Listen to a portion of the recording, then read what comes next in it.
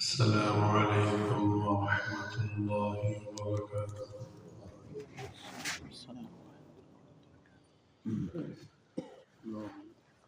نحمده ونصلي على رسوله الكريم. أما بعد، أعوذ بالله من الشيطان الرجيم. بسم الله الرحمن الرحيم. إنما الصدقات للفقراء والمساكين والعاملين عليها والمؤلفة قلوبهم وفي الرقاب والغارمين وفي سبيل الله وابن السبيل فريضة من الله. وعن ابن عباس رضي الله تعالى عنه أن رسول الله صلى الله عليه وسلم بعث معاذا إلى اليمن فقال: إنك تأتي قوما أهل كتاب فادعوهم إلى شهادة أن لا إله إلا الله وأن محمدا رسول الله، فإنهم أطاعوا لذلك فاعلمهم أن الله قد فرض عليهم 5 صلوات في اليوم والليلة، فإنهم أطاعوا لذلك فاعلمهم أن الله قد فرض صدقة تؤخذ من أغنيائهم وترد على فقرائهم، فإنهم أطاعوا لذلك فإياك وكرائم أموالهم واتق دعوة المظلوم فإنه ليس بينها وبين الله حجاب.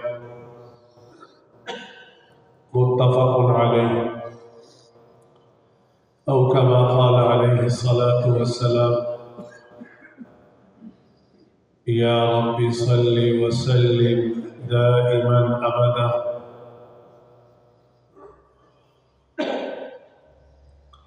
على حبيبك خير الخلق كلهم. میرے دوستوں، بزرگوں، بھائیوں، میری بہنوں، آج کا میرا موضوع یہ ہے: زکوٰۃ کی فرضیت کا حکم کب آیا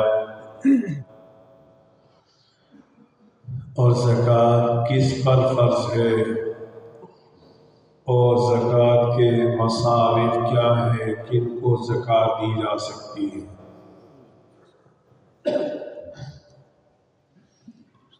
چنانچہ سب سے پہلے یہ بات کہ زکوٰۃ کا لغوی معنی کیا ہے، تو زکوٰۃ کا لغوی معنی ہے الطہارۃ، پاکی کے، اور اس کی دلیل کہ زکوٰۃ کا معنی ہوتا ہے طہارت، پاکی کے، کیونکہ یہی معنی قرآن مجید میں بھی مستعمل ہوا ہے: قد افلح من تزکا، قد افلح من تزکا، یہاں پاکی کے معنی میں ہے۔ زکوٰۃ کا لغوی معنی کیا ہے؟ زکوٰۃ کہتے کسے ہیں؟ کسی مال کو اپنی ملکیت سے نکال کر بلا کسی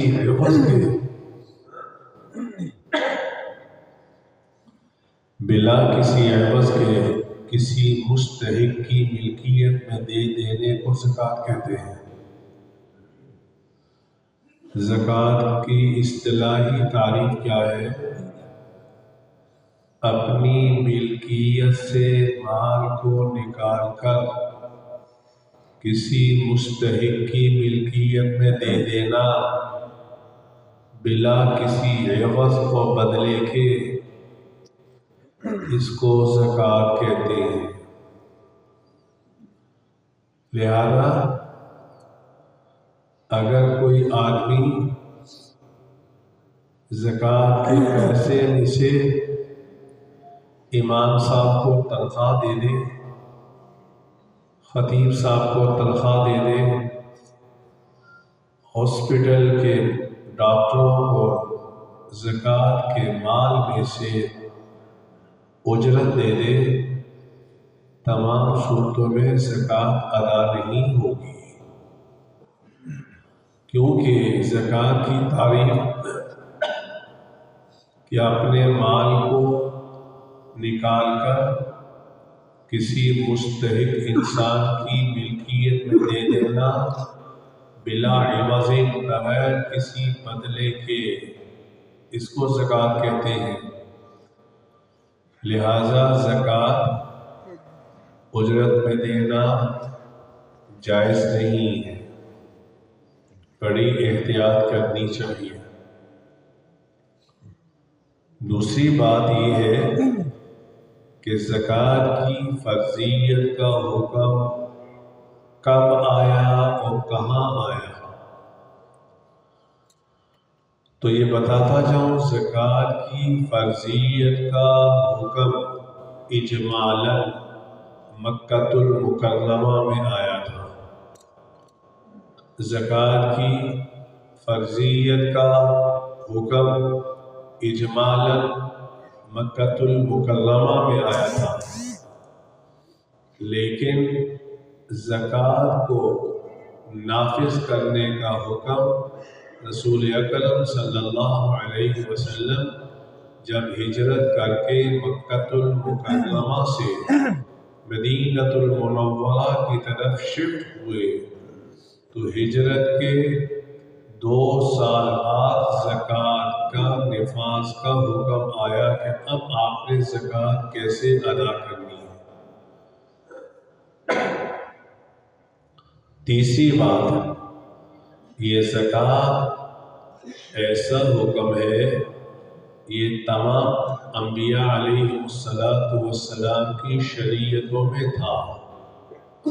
یہ زکوٰۃ کا حکم صرف اس امت کی خصوصیات میں سے نہیں ہے، بلکہ سابقہ پر بھی زکوٰۃ کا ادا کرنا فرض تھا، اگرچہ اس کی نوعیت بھی مختلف ہو سکتی ہے، لیکن نفس زکوٰۃ کی جو فرضیت کا حکم ہے وہ سابقہ کے اندر بھی موجود تھا۔ لیکن اس ضمن میں یہ بات بھی بتاتا جاؤں، انبیاء علیہ السلام پر زکوٰۃ فرض نہیں ہوتی تھی، کیونکہ انبیاء علیہ السلام کے پاس اتنا مال ہی نہیں ہوتا تھا جس سے آپ علیہ السلام صاحب نصاب بن جاتے ہوں اور جس کی وجہ سے زکوٰۃ ادا کی جاتی ہے۔ زکوٰۃ کی اہمیت کیا ہے؟ تقریباً 32 مقامات میں قرآن مجید میں جہاں نماز کا ذکر آیا وہاں ساتھ ہی زکوٰۃ کا بھی حکم آیا، لیکن نماز کے علاوہ بھی زکوٰۃ کا ذکر قرآن مجید کے اندر مذکور ہے۔ میرے بھائیوں، آج کل تو نہ دینے والے فکر کرتے ہیں، نہ لینے والے اس کا اہتمام کرتے ہیں، آیا یہ زکوٰۃ ہمیں لینی بھی چاہیے یا نہیں لینی چاہیے، ہم اس کے مستحق ہیں بھی یا نہیں؟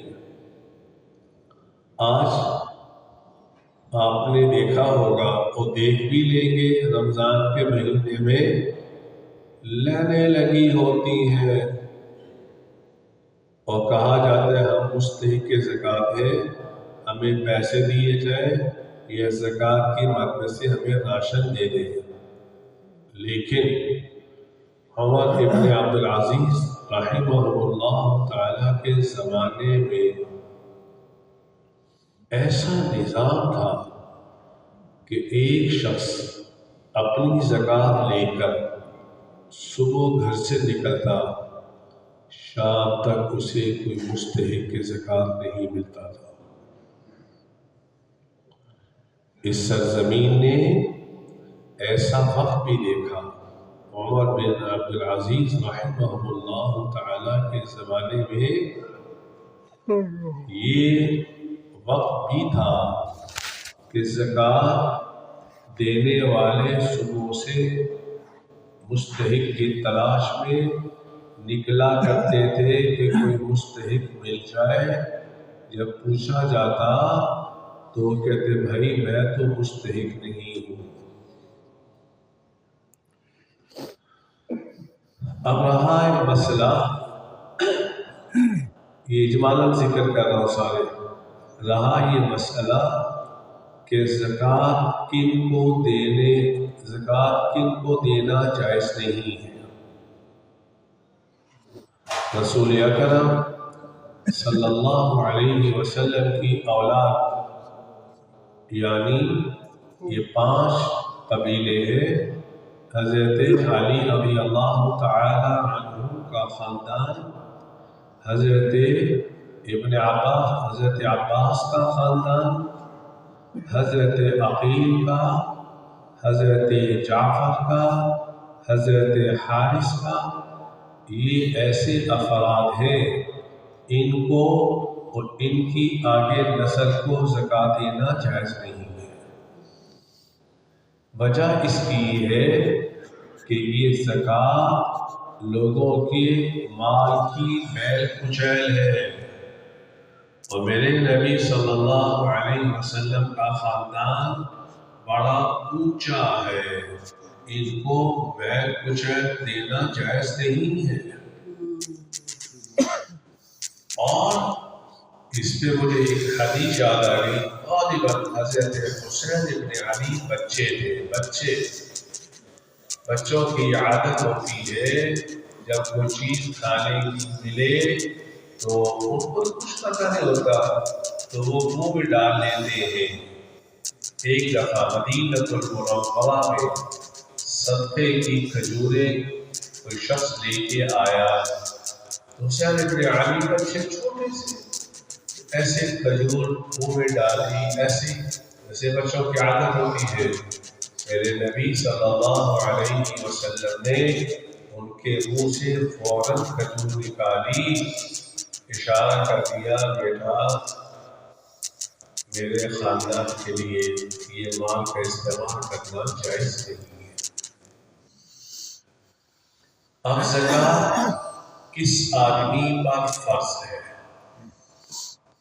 ہر عاقل، بالغ، آزاد، مسلمان، صاحب نصاب ایسے شخص پر زکوٰۃ دینا فرض ہے۔ فرض عاقل، بالغ، آزاد، مسلمان اور صاحب نصاب ایسے شخص پر زکوٰۃ کا ادا کرنا فرض ہے۔ اب رہا یہ مسئلہ زکوٰۃ کا نصاب کیا ہے شرع؟ لوگ پوچھتے ہیں زکوٰۃ کا نصاب کیا ہے؟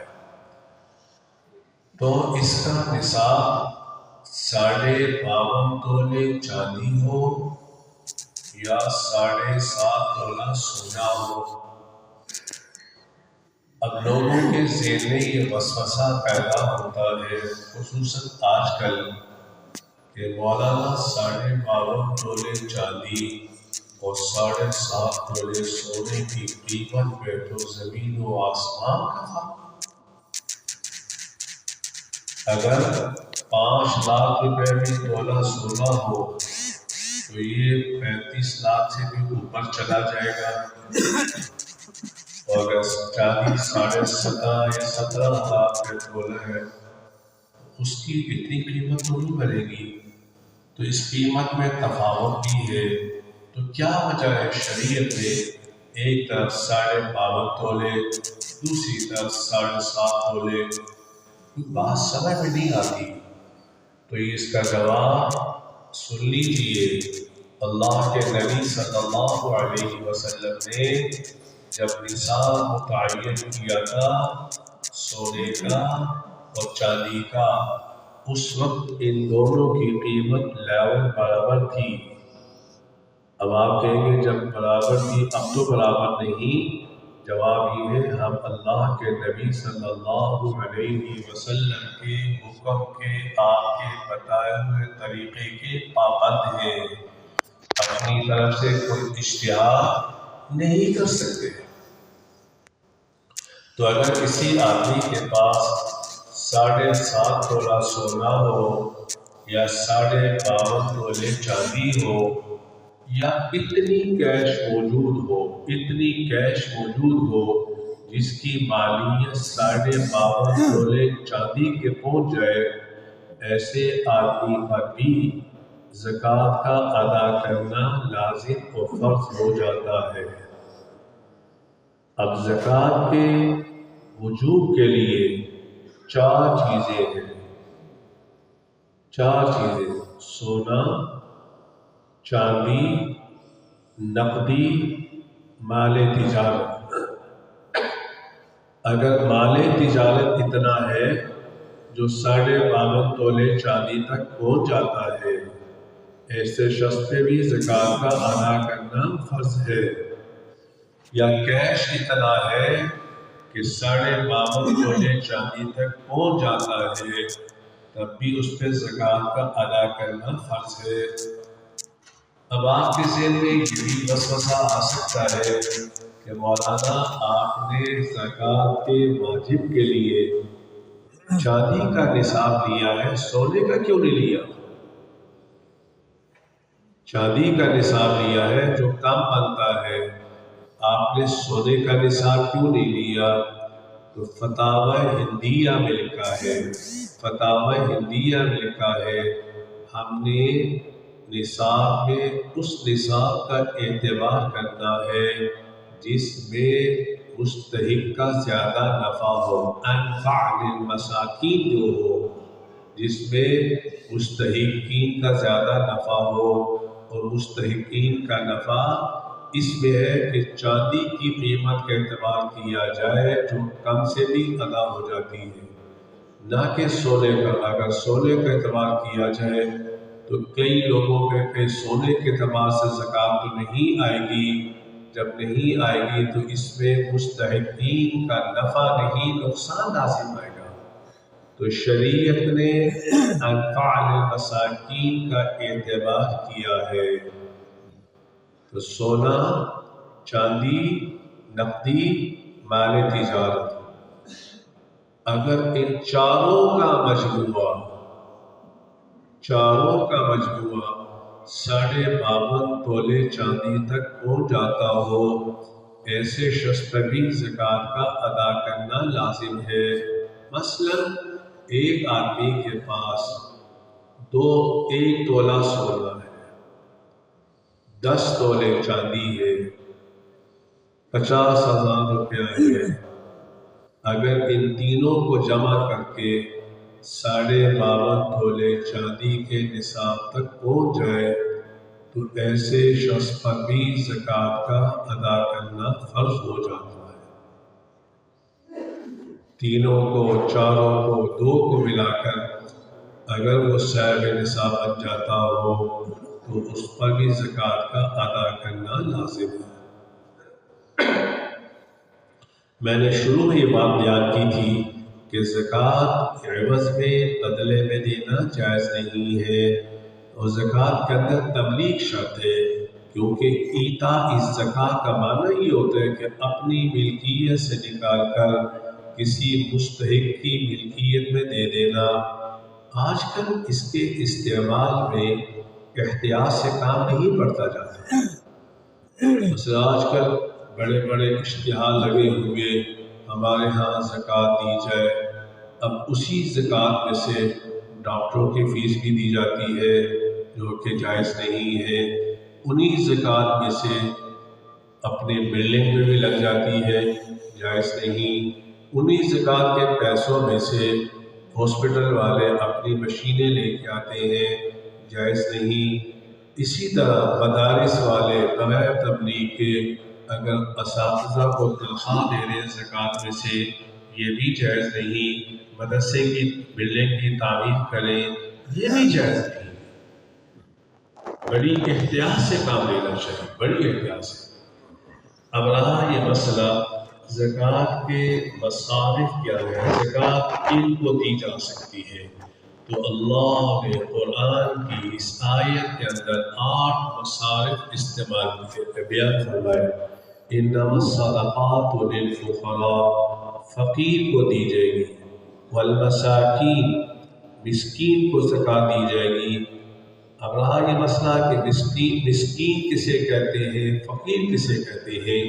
امام ابو حنیفہ رحمہ اللہ تعالی فرماتے ہیں فقیر اسے کہتے ہیں جس کے پاس مال تو ہو لیکن نصاب سے کم ہو، 52.5 تولے چاندی سے کم ہو، ایسا شخص فقیر کہلواتا ہے امام ابو حنیفہ رحمہ اللہ تعالی کے ہاں۔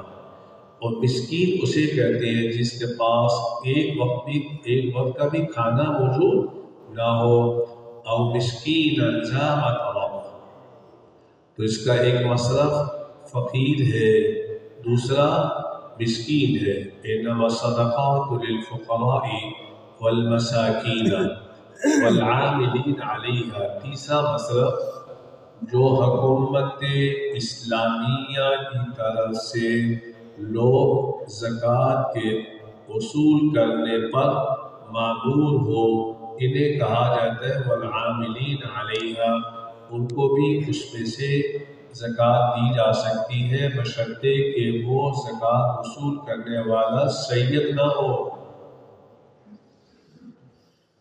چوتھی والمؤلفۃ قلوبہم، والمؤلفۃ قلوبہم کا معنی یہ ہے کہ جب حضور اکرم صلی اللہ علیہ وسلم کے زمانے میں غیر مسلم جب مسلمان ہوتے تھے لیکن کمزور ایمان والے ہوتے تھے، اندیشہ تھا کیونکہ دوسری طرف کافر انہیں مال کی لالچ دے کر کہتے تھے اسلام کو چھوڑ دو، ہماری طرف آؤ، ہم تمہاری مالی مدد کریں گے۔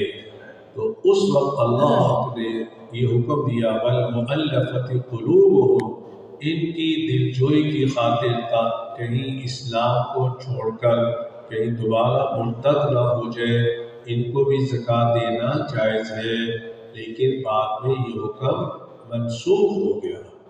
آج کل آپ جائیں چترال سے آ کر آغا خانی وغیرہ، وہ مسلمانوں کو لالچ دے کر آغا خانی بنا رہے، لہذا والمؤلفۃ قلوبہم کا کیونکہ اللہ نے اسلام کو غلبہ دے دیا، اب ان کو زکوٰۃ دینا جائز نہیں۔ اور 5واں مصرف والمؤلفۃ قلوبہم وفی الرقاب، گردن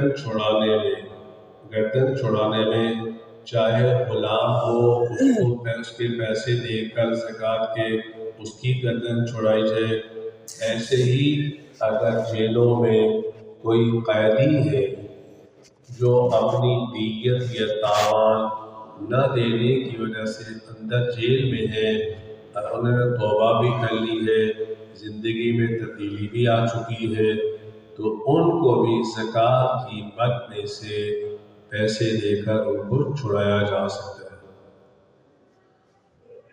6واں مصرف والغارمین، مقروض آدمی لیکن حدیث میں آتا ہے اس سے مراد وہ مقروض ہے جس نے قرض کسی معصیت کی وجہ سے نہ لیا ہو، گناہ کے کام کے لیے قرض نہ لیا ہو، ویسے اپنی ضرورت کے لیے یا اپنے کاروبار جائز کے لیے لیا، آج وہ قرض ادا کرنے پر قادر نہیں ہے تو اس کی بھی مدد کی جا سکتی ہے، ایسے مقروض کی بھی مدد کی جا سکتی ہے زکوٰۃ کے مال میں سے۔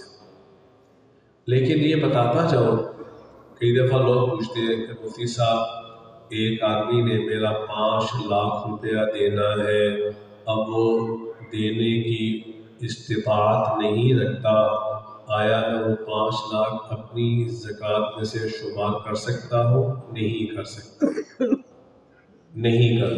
اب کیا کیا جائے؟ یہ سنیے کیا کیا جائے۔ آپ اپنے زکوٰۃ کے، اگر آپ کی زکوٰۃ مثلا 5 لاکھ روپے بنتی ہے، آپ کو پتہ ہے یہ 5 لاکھ کا میرا مقروض بھی ہے، آپ اسے 5 لاکھ روپیہ زکوٰۃ کے دے دیں، وہ قبضہ کر لے۔ قبضہ کرنے کے بعد پھر آپ اسے کہہ سکتے ہیں میرے بھائی اب آپ کے پاس پیسے آ چکے ہیں، آپ اپنا قرضہ واپس کیجئے۔ اب لوگوں کے ذہن میں وسوسہ، یہ کیا ہیلا ہے، یہ تو وہی زکوٰۃ، یہ ایسا نہیں۔ اس کی دلیل رسول اکرم صلی اللہ علیہ وسلم کی حدیث سے ملتی ہے۔ اصول فقہ والوں نے ایک اصول بیان کیا ہے کہ تبدل ملک تبدل عین کو واجب کرتی ہے۔ ملکیت تبدیل ہو گئی تو شے کی حقیقت تبدیل ہو گئی۔ دلیل کیا؟ حضور اکرم صلی اللہ علیہ وسلم اپنی آزاد کردہ لونڈی حضرت بریرہ کے گھر میں تشریف لے گئے، اور فوراً دیکھا کہ حضور تشریف لائے، انہوں نے کھجوریں پیش کی۔ اللہ کے نبی صلی اللہ علیہ وسلم نے بریرہ کے گھر سے کھجوریں تناول فرمائی تو سامنے ہنڈیا سے گوشت کے پکنے کی خوشبو آ رہی تھی۔ اب تو میرے بھائیوں، مشتبہ مال کی وجہ سے کچن کے اندر صاف کمرے میں خوشبو نہیں آتی کہ کیا پک رہا ہے، کیونکہ حلال حرام کی تمیز ختم ہو گئی۔ میرے نبی نے، اللہ کی قسم، ہم نے دین کو، یہ مولوی حضرات نے، مروجہ پیروں نے پتہ نہیں کیا کر دیا دین کو، ایک تکلفی والی زندگی میرے نبی کی۔ آپ نے فرمایا بریرہ تو نے ہمیں کھجوریں کھلا دی، یہ گوشت پک رہا ہے، ہڈیاں میں خوشبو آ رہی ہے، تو ہمیں گوشت نہیں کھلائے گی؟ ایسے نبی پر کھربوں صلاۃ والسلام ہو، جس نے کیا خوبصورت زندگی۔ آج کل مفتی صاحب ہو تکلفانہ زندگی، مولانا صاحب ہو تکلفانہ زندگی، اور اپنے پیر صاحب ہو تو عجیب آگے پیچھے فلاں کیا۔ میرے نبی نے فرمایا کہ بریرہ یہ گوشت نہیں کھلائے گی؟ حضرت بریرہ نے کہا کہ صدقۃ یا رسول اللہ، یہ تو صدقے کا گوشت ہے، آپ تو سیدوں کے سردار ہیں، آپ کے لیے تو صدقہ کرنا جائز نہیں۔ اس نبی پر کھربوں صلاۃ والسلام ضابطہ بیان فرمایا، لکی صدقۃ ولنا ہدیہ۔ بریرہ جب تجھے کسی نے دیا تھا وہ صدقہ تھا، جب تو محمد رسول اللہ کو کھلائے گی یہ ہدیہ ہو گیا۔ تو لہذا آپ وسوسہ نہ ڈالیں کہ جناب وہی زکوٰۃ کے پیسے، اب زکوٰۃ کے پیسے نہیں، اپنا قرض واپس لے رہا ہے۔ والغارمین، اور ساتواں وفی سبیل اللہ، اللہ کے راستے میں جہاد فی سبیل اللہ۔ کافروں کے مقابلے میں اگر مجاہد کے پاس پیسے نہیں ہیں، اس کی بھی اس مد میں سے، زکوٰۃ کے مد میں سے آپ اس مدد کی کر سکتے ہیں۔ اور آخری مسئلہ وابن السبیل، مسافر، لیکن کان کھول کے سنو، اس سے مراد وہ مسافر تھا کہ اپنے ملک سے کہیں باہر چلا گیا، وہاں جا کے پیسے ختم ہو گئے، اپنے ملک سے منگوا بھی نہیں سکتا تھا، کوئی آدمی وہاں قرض دینے کے لیے تیار بھی نہیں ہے، اب اپنی جان بچانے کے لیے اگر اس کو زکوٰۃ دی جائے تو زکوٰۃ ادا ہو سکتی ہے۔ یہ ہے وابن السبیل، مسافر۔ لیکن آج کل ایسا نہیں، آپ سعودیہ میں بیٹھے ہیں، آپ امریکہ میں بیٹھے ہیں، آپ جاپان میں بیٹھے ہیں، وہاں جا کے آپ سے پیسے ختم ہو گئے، آپ پاکستان میں اپنے بیٹے کو کسی کو فون کریں گے، بیٹا مجھے اتنے پیسے ایزی لوڈ کروا دو۔ تو اب ایسے جب اپنے ملک میں صاحب نصاب ہے، وہاں پیسے ختم ہو گئے، تو ایسے آدمی کو زکوٰۃ دینا جائز نہیں ہے۔ تو میرے بھائیوں، یہ چند معروضات اب میں نے یہ کیوں بیان کیا، اللہ معاف کرے، یہ جتنے بھی مانگنے والے ہیں ان کو یہ پتہ نہیں ہے کہ رمضان قرآن کا مہینہ ہے اور روزے کا مہینہ ہے، یہ کوئی زکوٰۃ کا مہینہ نہیں ہے۔ لیکن ہم نے تو اب ہر آدمی رمضان آئے گا پوچھے گا ہاں جی زکوٰۃ ادا کرنی ہے، اس کا طریقہ کیا ہے، مانگنے والے بھی جانے لگی ہوتی، ہاں جی رمضان آ چکا ہے اپنی زکوٰۃ ادا کیجیے۔ خدا را یہ رمضان کوئی زکوٰۃ کا مہینہ نہیں ہے۔ آج یہ جو غربت پھیلی جا رہی ہے، وجہ کیا ہے؟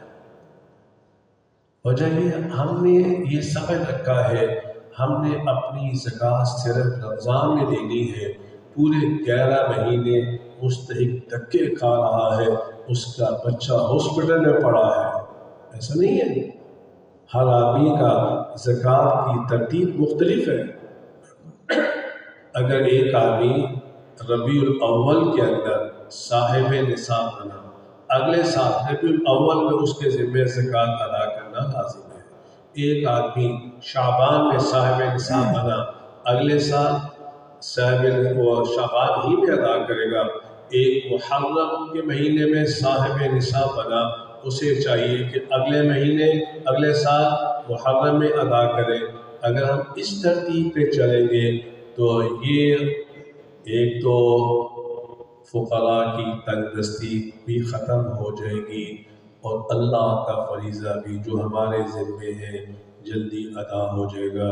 یہ چند معروضات تھی، اللہ مجھے بھی آپ کو بھی ان باتوں پہ عمل کرنے کی توفیق عطا فرمائے۔ وآخر دعوانا الحمد للہ۔